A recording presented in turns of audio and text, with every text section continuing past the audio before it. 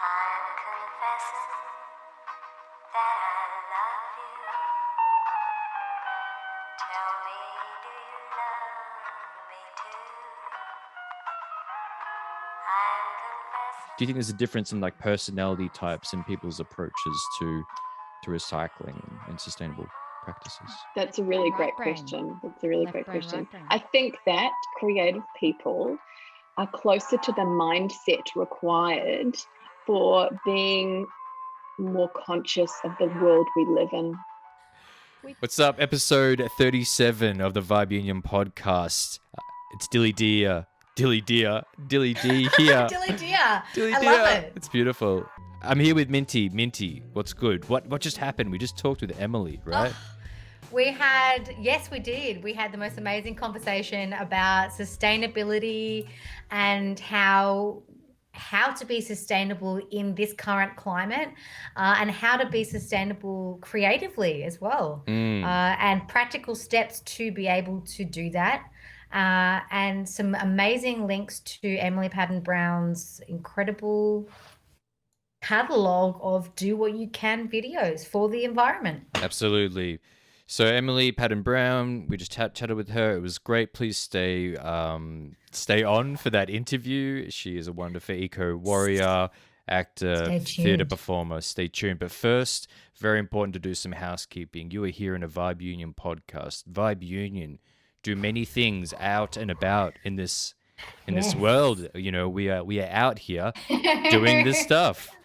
So aside from subscribing to our socials, Instagram, YouTube, Facebook, following us on the podcast, there's a big reason to do that because we do a lot of events every fortnight, Wednesday, every second Wednesday. We've got Talking Blue at Blue Bar normally if lockdowns aren't on, but Talking Blue spoken word night hosted by Jason, great MC. If lockdown doesn't allow us to do them, we do them online. We do live streams. Yeah. Anyone can sign up. It's a great opportunity for anybody to come up, share their thoughts, their ideas, their words. Minty, I hear one of the biggest things we do every month is State of Oscillation. Tell us a bit about State that. of Oscillation, absolutely, Dilly. So yeah, Vibe Union has a lot of different events on, so do check us out because there's bound to be something that you will feel a connection to. And even if you don't, that's totally fine. You can just sit and watch and enjoy and receive. You don't have to take part if you don't want. But State of Oscillation is something that we usually do once a month at an amazing venue called Radio Bar in Fitzroy. It's just such a vibe. And it is live art and DJs from Tandem Reserve, a fantastic collective of DJs. And what happens is it's from 1 p.m. till 11 p.m. at the bar. And we have these amazing DJ sets playing, and we have live art. We have a huge big canvas at the back, and people can come in and paint on the wall, have a drink, listen to some great tunes, pending restrictions. We did have an amazing success with our previous one at the end of Saturday of the last month just gone. End of July, it was wonderful. Incredible. So yeah, moving forward with these other live streams that we do in this kind of COVID, what would you call it, climate, to use alliteration? Yes, COVID climate, yes. We're putting on more live streams. So what's happening September 1st, which is, this is Monday, I believe. Yeah. Monday, 7:30, we're going to be doing our very first vibration creation session, which is live production and songwriting. Vibe Union has made 2 seasons worth of tracks, singles, music, and now we're looking to get back into making more. So myself, Rath, Amutha, Jay Kepler, and MQ will be doing the first vibration creation session this Monday, 7:30, September 1st, YouTube stream. We're going to be making a track. So pumped for this. And I believe, Minty, on the next one, your name has been thrown into the mix. So that'll be very cool to see you do your thing as well. I would love that. And we'd love to see contributions from our community. Vibe Union is about community. We have The Floor Is Yours, which is next Saturday, September the 4th at 7:30, and that is an open mic live stream. And that can be in whatever creativity you wish to share. Yes. Is that right, Dilly? That's it. Whatever, unless it's purely adult, and then we'll find another platform to make that happen. But yeah, yeah. we think. Yes. Cool, perfect. Minty, I think we've done housekeeping. Let's get I to think we're this ready to talk to interview. Emily. Let's talk to Emily. All right, catch you there. All right, there, and welcome to another episode of the Vibe Union podcast, episode 37.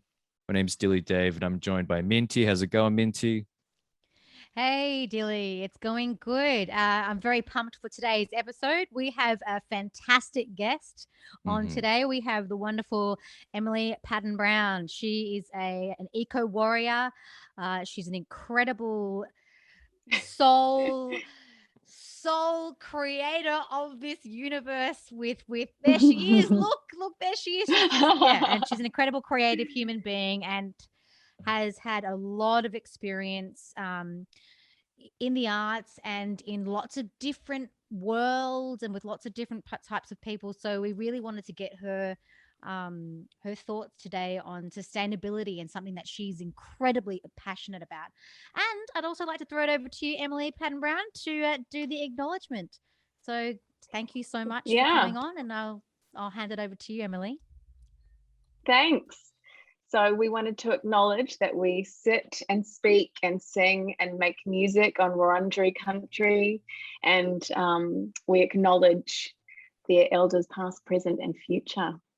The First Nations people, so important, and we love how for me, I adore that getting back to nature, respecting country, that thing. It's so important, and yeah.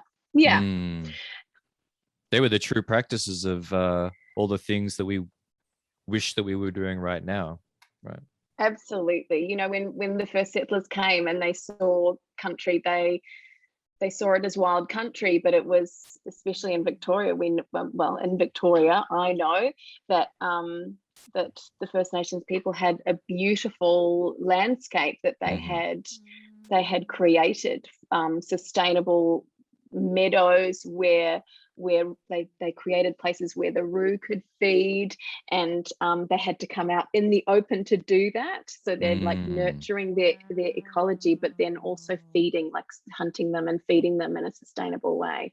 It was almost So like much knowledge. land before self, I guess. Absolutely. And there weren't fences, you know, in the way that our farming practices are very much, we'll fence this, we'll eat the grass as much as we possibly can, then move on to the next space. Listen to me, I know nothing about farming. I know about music. But you know a lot about music and a lot about the environment. So that's the perfect segue. Thank you, Emily. I would love to, and I know that Dilly would love to as well, and our listeners, we would love to hear all about Do What You Can, which is an initiative you've created from the ground up, isn't it? So please do tell us all about it. Look, at the beginning of 2020, I was feeling a little bit stagnant. You know, we've all got this creative energy inside of us, and I was feeling like I was doing auditions for music theatre shows and things, and I was just feeling like I want to do a little bit more, and I was trying to align my passions with my skills. And obviously as a performer, I was like, okay, well, the best way for me to get, for me to have some performing element and to be in the, like, promoting the environment and the care for the environment was for me to do a weekly post. So I was like, so I set out and I was going to do, what do I start with? Do I start out with, make sure you do your recycling right? Or do I, start out with, op shopping is awesome. And then the bushfires happened. And we were all so devastated, weren't we? And it really absolutely blew my mind, and I just felt so overwhelmed. And I know that when I feel overwhelmed, I need a clear action. I feel like I need to do something, and I feel like I need a clear action. And that's something that became really clear with Do What You Can as well. So I wanted to do this weekly video where I talked about sustainable practices. I didn't know what I was going to start with, and when the bushfires happened, that was obviously it. And what I did is I compiled a list of all the ways that you could help. And that was, because Do What You Can, obviously it has that title because I know from my experience with friends and things, when they go, oh, you do all this bulk shopping, I could never do that. I always say, I'm not doing it to make you feel guilty. I want everybody to do what they can. And it does take a lot of time to fill your own containers, and I do travel to Collingwood anyway.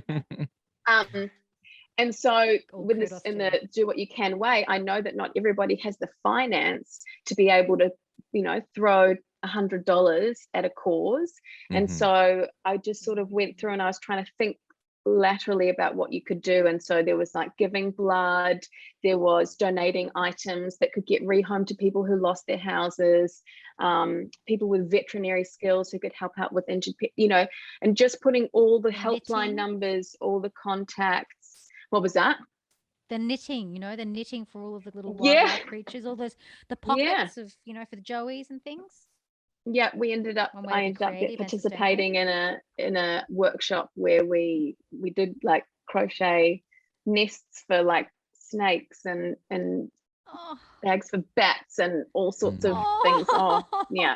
It was so lovely because, you know, it was all these women coming together and creating and lamenting because they were such huge, devastating fires. And you'd think that'd have been the reason why I started it, right? But it was the unfortunate thing that happened when I had decided to start.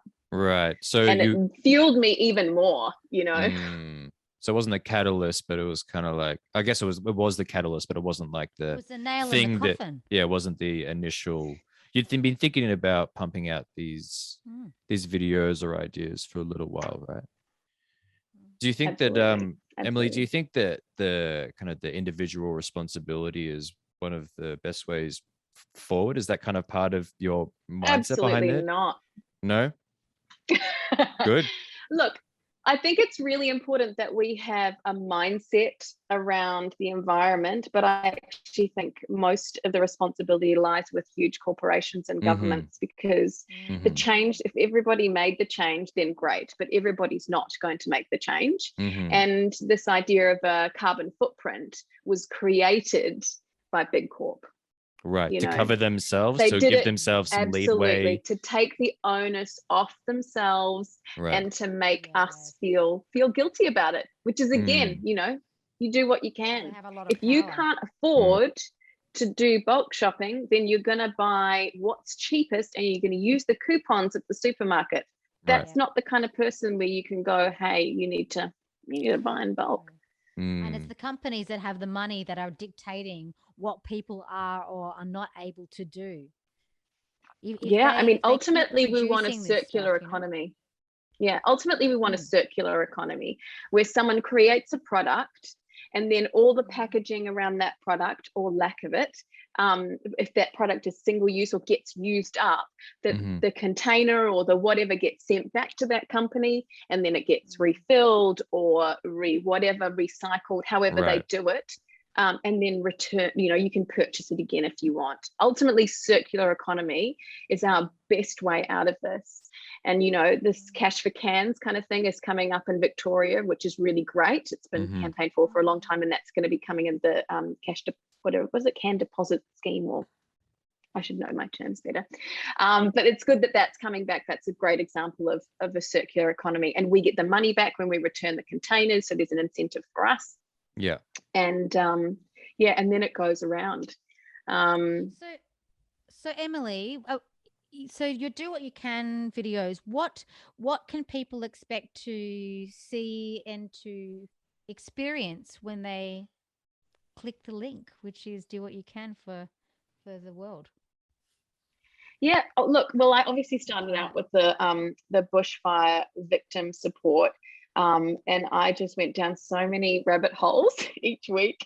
So I did start off with like the more kind of, what would you say, like more user-friendly stuff. So like recycling and things like that. There's a lot of boutique recycling out there, so you can expect to see videos on how to recycle, how to go and recycle your pots at your local garden centre. And in fact, I've created like an Excel spreadsheet of all the garden centres that do it. And please reply with garden centers that you know do it, and I'll add it to my post. Like, all of these are active, and I will edit and stuff as I go. And then there's things like just thinking about things that you can do in the home to reduce your waste. So using an easier yogurt maker rather than buying your yogurt every time, buying a soda stream and bubbling your own water instead of buying a container of bubbles every time. I've done things like talking about how to make Christmas or a birthday party more eco-friendly. I've done the Aussie backyard bird count. So there's a BirdLife Australia run a citizens science experiment once or twice a year, and you are given a template and you sit in your garden for 20 minutes and you write down what birds you see in your garden. And what it does is it gives them an ecological footprint, how each bird is doing. And if you know, I can't remember whether we were supposed to say what plants we had in our garden, but I feel like, you know, it's about, oh, they're in this area. Oh, that means that these trees are available to them and this bird is flourishing. You get ecological knowledge to be able to support them. And yeah, I talked about menstrual products and solar power and sending post in an eco-friendly way, fixing things before you throw them out, fighting food waste. I went down a hole when I went to dental floss. You know, the most eco-friendly dental floss is made out of silk because that's, you know, it's going to go back to the earth. But the silkworm is not sustainable. Might feel pain. And to get silk, I know this is where I went. I was like, so just they boil the silkworms alive to get the silk in one whole string, right? So I was like, oh my God. So then there's also something called peace silk, where they allow it to come out of the cocoon, but then you don't get silk that is as strong. I think it's a Yuma silk. So anyway, just blew my mind going down that rabbit hole. So there are also like plastics that they make out of like corn and starch and things like that. So pineapple leather. Yeah. Pineapple leather is a thing. Yeah, pineapple leather is a thing.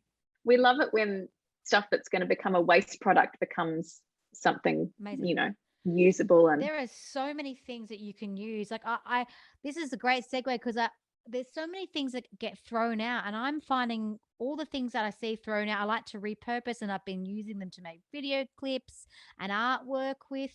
How have you incorporated your incredible passion and eco warrior womanship into your creative arts, which is, we'd love to hear a little bit about what you do as well, Emily Paddon-Brown. I'm using a full name, you're not in trouble. So formal. Yes, Emily Paddon-Brown.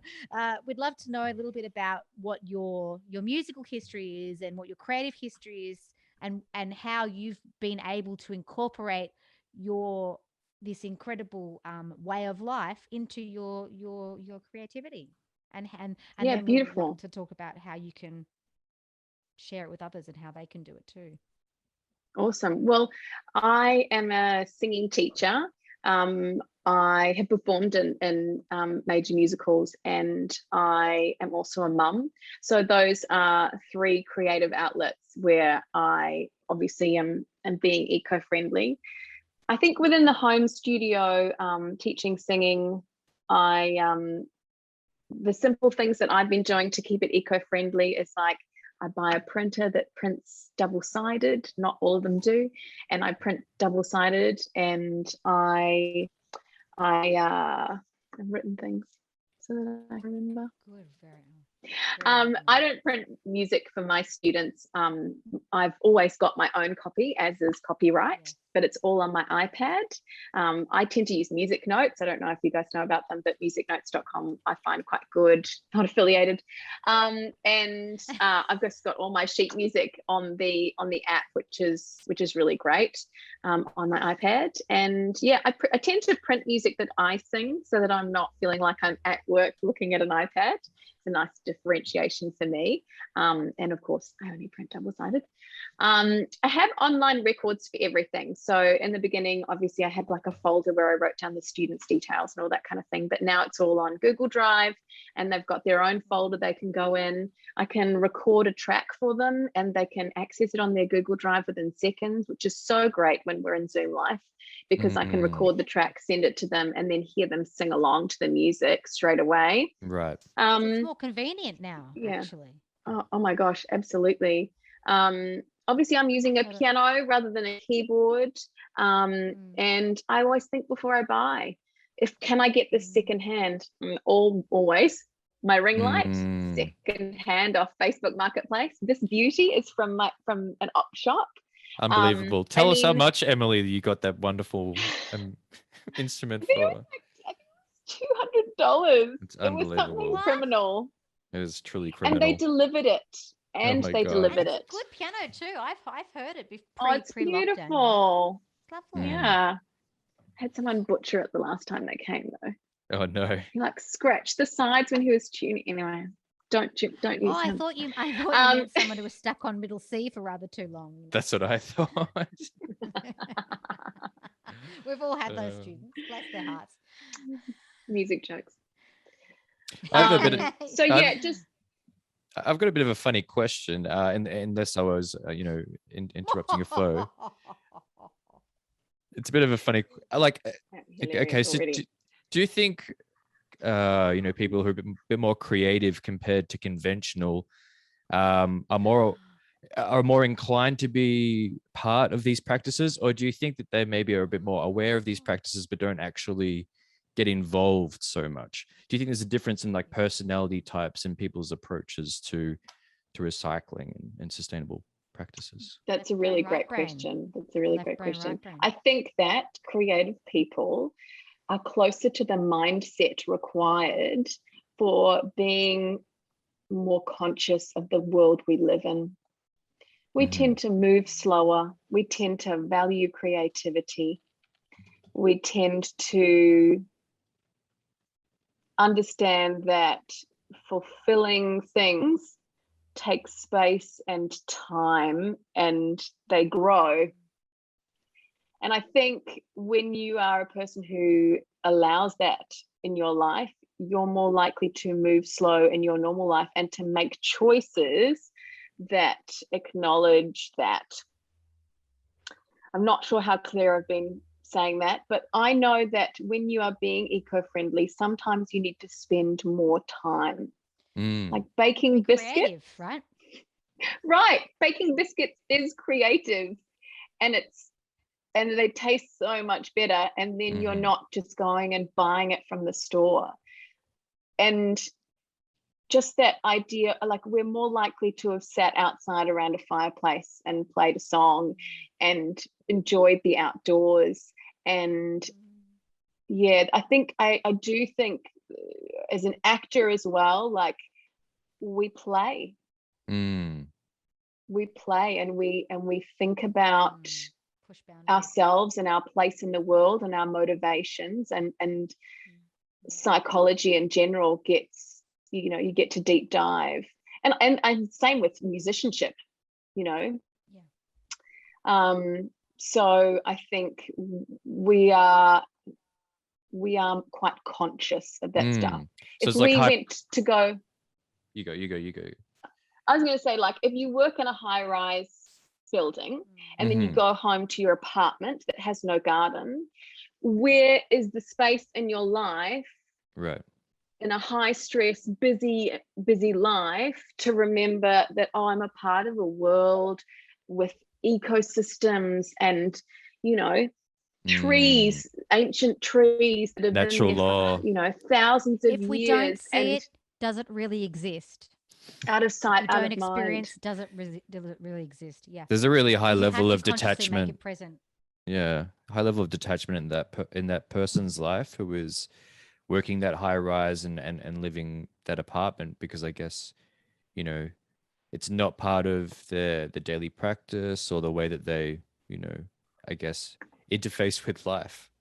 And Absolutely. I like the idea of, just moving slower. I guess like that seems to be the best approach, even just a few more seconds to think about what is happening in that moment can give you that opportunity to make other decisions. And as creatives, I feel like we can be a bit, a little bit all over the place in terms of, when we feel it's right to move and do our things. So yeah, always taking that moment, having that cup of tea, whatever it is. I think that's great. The pause, the Absolutely. silence, and taking your time is a beautiful thing, and not to be frightened of that breath, Mm, you know. Because Absolutely. if you can take a breath, you can think so much more outside of the box, and there's so much there available to all of us, and that includes being creative and thinking outside the box for the environment, because there's a lot that can be done, and people just don't think to do it. Doesn't come into Another element is, of course, the self-motivation and being able to do the research, and that's again something that creatives are always doing. right. Looking into the other. self-directed work.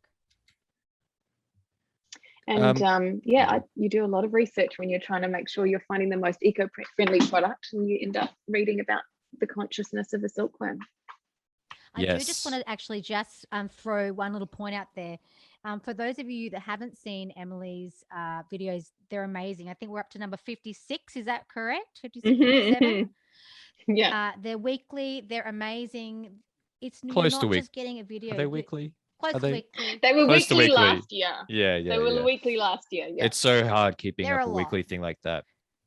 But these videos are small and tasty, right, Minty? Perfect for your data They're consumption. amazing. They're like, they're small, they're tasty. She's done all the legwork. She's got all the links on there. It's very clearly posted throughout. So I know that people can sometimes stress about having time to do these things, but Emily has made it incredibly accessible. And that is huge. I know when I watch them, I'm like, great, I can just click that link and go and buy myself some period panties. If that's, boom, the link is there, and also I know that I can trust this person's opinion, because that's a big thing too. People can get frightened to do certain things and to try something different because they're not sure and they're scared of leaving what they think is safe, safe to them. Agreed. So and I have put a lot of brands, like, so this is really Melbourne focused. It's eco and Melbourne focused. So I definitely have done Australia wide stockists as well as Melbourne stockists for things which are things that we purchase regularly, especially single use things. And I do think that that's actually probably one of the things that people were irksome about, is that they thought maybe I was affiliated with something or some company, but I'm really actually affiliated with no one. And I think people don't believe that I'm giving away my research freely. I just want people to be able to make eco choices without having to put the time and the legwork into doing the research if they're not that way inclined. If they are time poor, they are working a 9-to-5 job and parenting and all the things that life can throw at you. Right. Just not confident in doing it. Some people just don't feel confident, and then they want to do it, but they feel that they don't have the skills. They lack the skills. So it's wonderful that you've enabled that platform for people to actually access, and then if that then in turn spurs other people to then do their own further research, and that's also another wonderful thing that can spring from it. Agreed. Emily, what's the future of these do what you can videos? Where they are now, and where do you want to see them kind of ending up? So I'm very lucky. A friend of mine, Anushka Berkeley, she's coming out of early motherhood, and she's going to be a one-woman stop for production, filming, editing, and she wanted to put her time into a project just to upskill and make sure she was relevant. Cool. And she approached me to see whether I'd like to do what you can as a web series, which of course the answer was a resounding yes. Yeah. So we're having weekly meetings and setting it all up. It's been a really interesting creative process. Link below.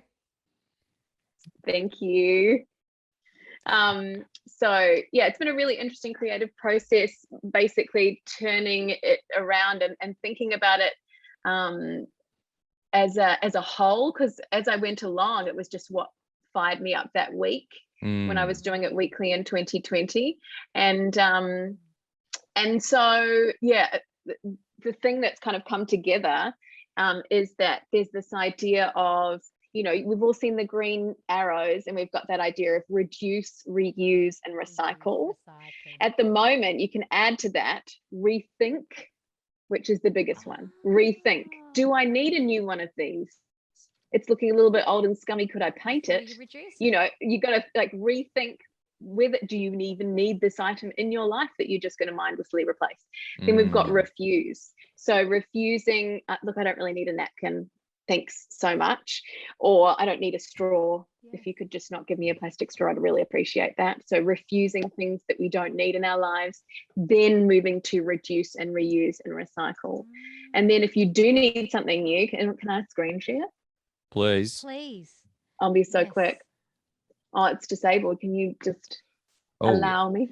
Yeah, let's have a look. It's okay. If we don't do it, that's all good. No, you but but there's minutes. also the hierarchy of needs. So like if you want to buy something, here we go.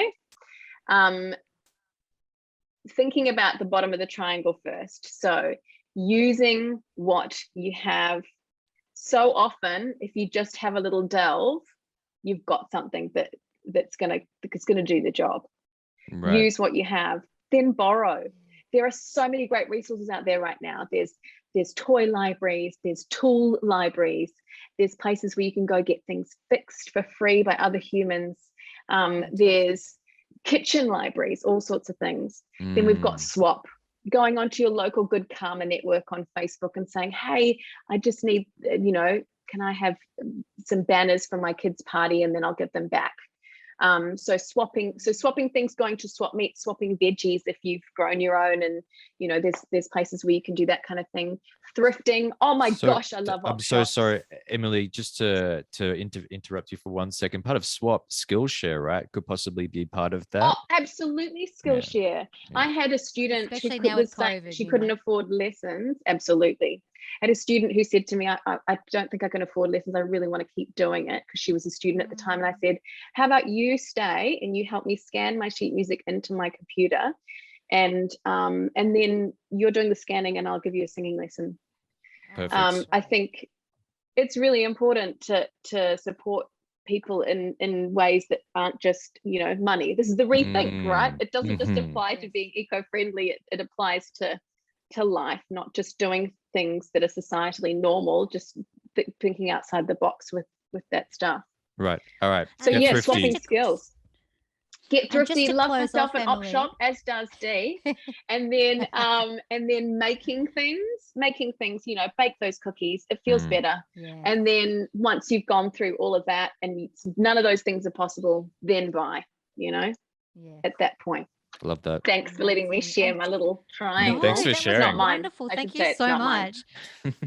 Emily, what would you, in our last few minutes of our delicious podcast with you, Eco Warrior, what are some things that people can do at home to create some musical instruments that are sustainable? Let's go 5. Yeah. Okay. Get some jars and fill them with any sort of dried bean that you might have. Okay. I should get some that I prepared earlier. Yes. So that's a good one. I've got about 5,000 jars. Yes, look, that's what we're talking about. Yeah. Oh, look, my broken maracas. Do I need new ones? No. Just a bit of sellotape. We're good. Here we go. Good one. Nice. You can just get a slightly different ambience. Like, look at this cuteness. Ooh. This is made from baby's fingers. Oh, lovely. Cute. And you know, you can get the grater out and do a little bit of a Could use old cards to make. Oh, stop it! That's a fabulous sound. That's powerful. Old cards. Love that. And you can get the pots and pans out of the kitchen, get the drum kit going. You know, we don't have to have the exact thing, but they're going to be, I mean, there's nothing wrong with a bit of ISO at home band out of homemade things. I think it's the only way to either continue the insanity or to hopefully put a stop to it. That's before we go, right. What is one item that our audience members could go away and actually do today? Do you want to name it as the shaker? That's what Oof. we want to see people drawing. Yeah, give him a weekly We're trying task, for a Emily, draw. please. A task for this week. Yeah, go on. Okay, let's see. What have I Yes. not done and do what you can recently? Are you premiering an idea right here? Oh, right. Exclusive. You've heard it here first. That's it. No, I'm so not because I can't think of what Okay. to say. What have I done recently? Oh, okay. So I found this really cool link. Can I send it to you? Please. Where you can go and learn how to make a coiled basket from fabric scraps. How cool is that? Oh, Oh, you know what? This is a really good task. Okay. So we're all locked down. We're all culling the things in our house, right? mhm. Yes. There are buy nothing groups. There's Facebook Marketplace. There's Gumtree. There's eBay. Resell. Do not mindlessly drop at an op shop. Lots of stuff ends up in landfill when that happens. Yeah. If you know you have clothes that are stained and you cannot use again, whatever, ripped, whatever, definitely get enough together, get a 10 kg box together and send it to apparel. Now, it does cost $25 for them to pick it up, but you also get a voucher. If not $25, I think it's a $20 voucher to get new socks from them because that's how they started. They sold socks. They wanted to make it a circular economy and recycle their socks. That's a great idea. So Wonderful. it was Man Rags and now it's called Upparel, Upparel. Apparel. So We'll be they're putting great. those links They're in the Description. box. Descripzione. beautiful.